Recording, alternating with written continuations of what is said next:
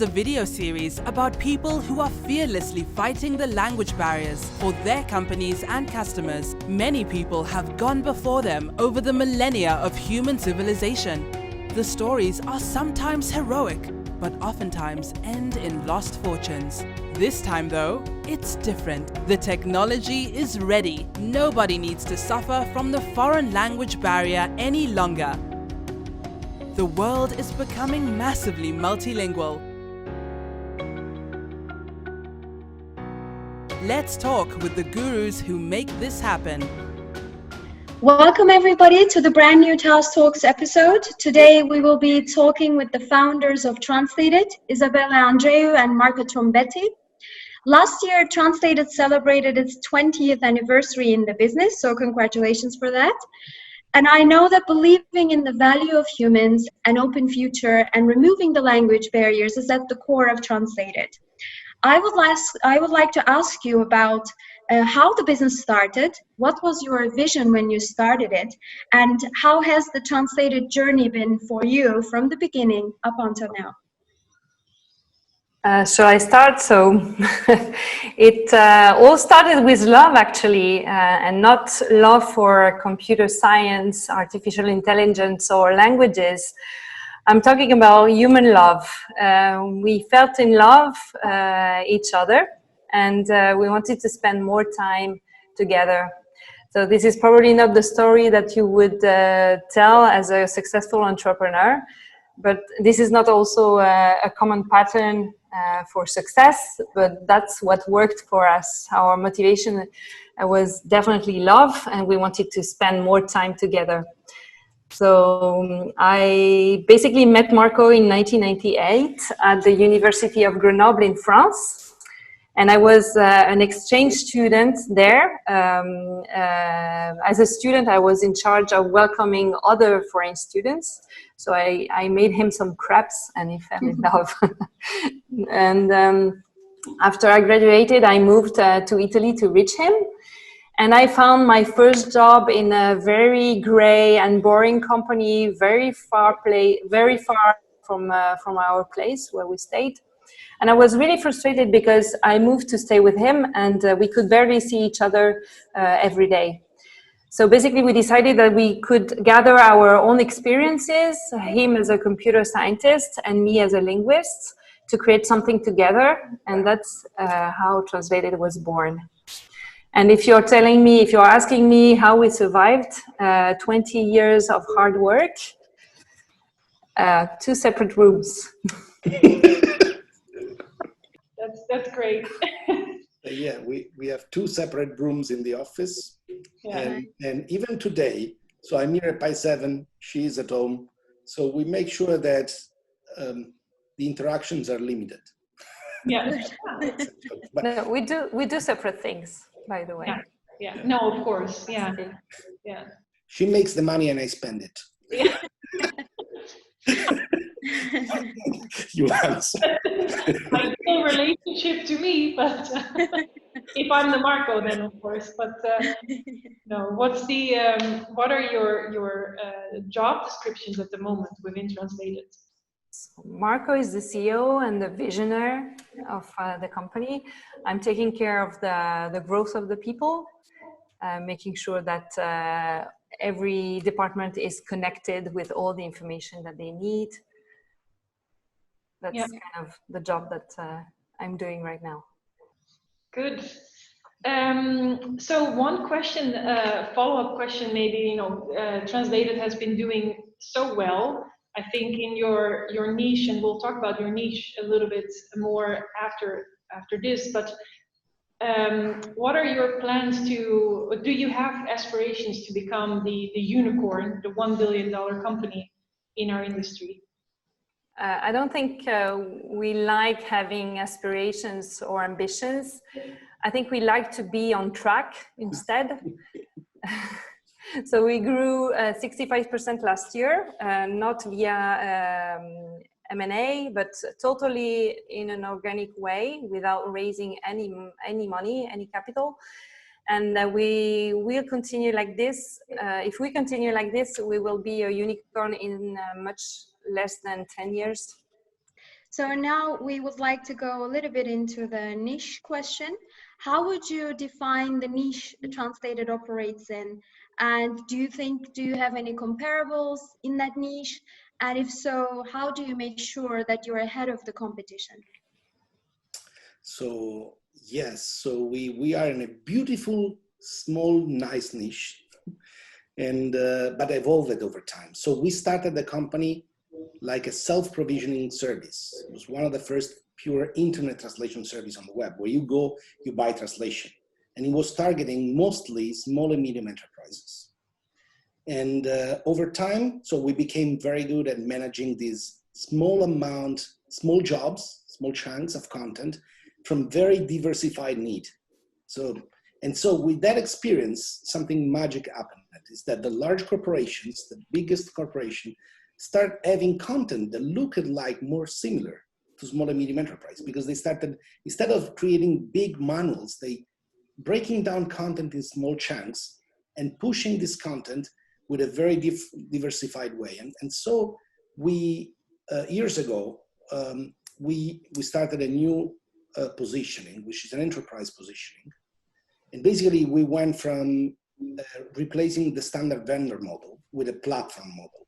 So we provided our technology, our 250,000 translators, into a platform. And so we give the platform, called a Translation OS, to enterprise customers, and they connect to us, to the platform, and we connect them to the linguists. Fully transparent, they know the name of the person, how much they get paid, and we manage all the service for them, like a localization vendor, but mostly in a totally different way, because it's fully transparent, fully disintermediated. And that what has been the thing that made us grow mostly in the last 4 or 5 years. Do you think self-service translation like Translated, and there are of course other platforms out there as well, is that the future? Well, I think first that everybody would love to have a self-service if it works, if it makes easier for me than sending an email or doing something else. I mean, people want automation, want low touch in data exchange and the boring stuff. And people also want high touch solutions. So where is needed in training the humans, in creating engagement of the teams. So I think, so that's the future we see. And if you ask me on the competition, the comparables, then on this new position, we haven't found any yet, which is not a good thing, because normally this means we are a little too ahead. For this, maybe the timing is not perfect, but looking at the results, then we think it's probably the right time. So we see a future where people can access linguists directly without intermediation, but with an infrastructure that help the team cooperate in a way that you can deliver the enterprise quality that we need. Translation is a very complex thing. So I think that some other people tried to create a platform just to connect people, even community like Prozi.com. But I mean, localization is super complex. So you need the high touch and the low touch together. Yeah. But do you think there will become more companies like Translated, or will you grow so big that you are actually outgrowing the traditional suppliers? No, the industry is so big. So we never look actually at the competition a lot. The market is so big that we rarely compete with others. We see more friends around than competitors, but if one day there will be one, we will have to kill them. Sounds good. Sounds like a great solution. Great. Yeah. So when you mention automation, it's always hard not to talk about the role of humans in that loop. So we read and hear a lot from technology companies like Translated, but also we heard it a lot in the previous episodes of TAUS Talks with Babel and Lilt, that they always talk about human being at the core of their business and business models. So how would you describe the role of human in your workflow and in your business model? Yeah, so it's part of our statement that we do believe in humans. And it's not because just of the origin of the company, love. It's truly also connected to the vision we have for the future of content. So we think that even if today the large majority of content get translated via machines, now you know Google Translate does in one day what the industry does in a year. So that accounts for like 99.7%. But so people are using machine translation and for understanding. And that's a beautiful thing, and we should promote this as much as possible. But then there is the content production, the content you create to communicate, to be understood. And so the amount of money that you will spend in translation is proportional to the value of the content you created. So if you spend time in creating a content, doesn't matter if then it costs €1, €100, or 1,000. If it's worth $1 million for you, you want to invest a lot of money into that. And so as we're moving forward, we actually see more people working in creating more beautiful content. And so we're seeing our translators helped by the machines to remove the boring part of the work and then focusing more and more on creative element of the translation. And that's why now, strangely for me, for the last 2 years, we started offering multilingual copywriting solutions and then creative translation at rates that are 3 times higher what we could even charge possibly years ago. So we see an evolution of more human engagement in translation rather than less. And so actually we feel that machines are pushing humans to express creativity and the best part of them. So we're positive for the humans in our industry. But the humans are also training the machines, right? It's a double relationship. The machines are assisting the humans, and the humans are assisting the machines. Yeah, that's the human in the loop approach. Yeah. And it is incredible how well this is working. With the new technology, basically these algorithms are able to learn specifically the style and terminology of a single translator, adapting in a very unique way. So you translate, you receive a suggestion, you fix the errors from the machine, and the machine is learning from your correction almost immediately. And that is what I was mentioning, the push in going up in creativity, because most of the boring part, the repetitive stuff, is done by the machine. Yeah. And believe me, there is some part of translation that is not so cool. Yeah. Yeah, I think need help. Şölen and I both know we have some translation, and Şölen even more than I do in our background. So yeah. We are very well aware of that.